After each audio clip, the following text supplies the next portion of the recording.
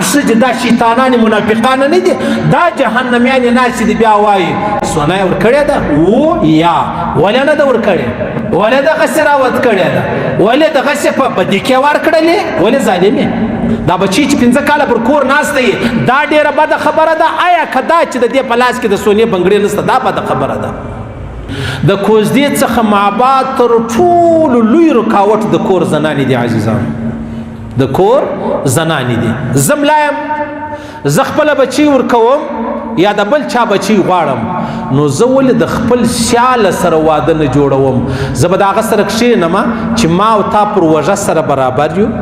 ما او تا په مجلس و په کور سره برابر یو بچی به درکم یا به بچی راکې و زوی ته صحیح سو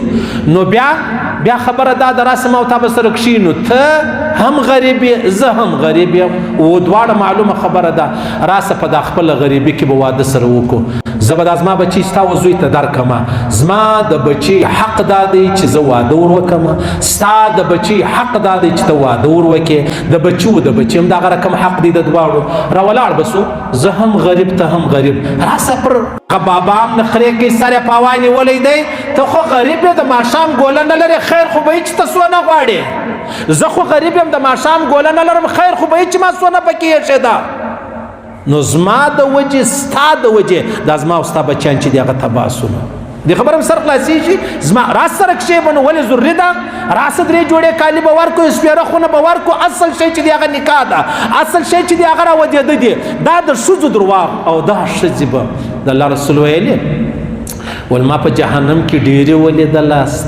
ډېرې ولیدلاست ویلې یو شاره ښځه ولاړه سو د بخاري حدیث دی ویل یا رسول الله نو ولې ویلې تاسو ډېرې ناشکره یاست ول د الله ناشکري ولې یا د خاوند ناشکري کوي خاوند دې ته مجبوره کړی دی چې خامخا به زما وزوی ته چیش ورکوي واده کوي سونه به ورکوي د کومې خوا یې ورکړم زه مزدور نه یم زه د 2 لاسو مزدور نه یم زه چې ماښام سهار څه وګټم ماښام یې راوړم ماښام ته یې موږ ته یې وکړو سهار نه یې ولې ښځې خیر خو به یې دا ښځې دا شیطانان منافقان نه دي دا جهنمیانې ناستې دي بیا وایي سونه یې ورکړې ده یا ولې نه ده ورکړې ولې دغسې راوت کړې ده ولې دغسې په بدي کې ورکړلې ولې ظالمې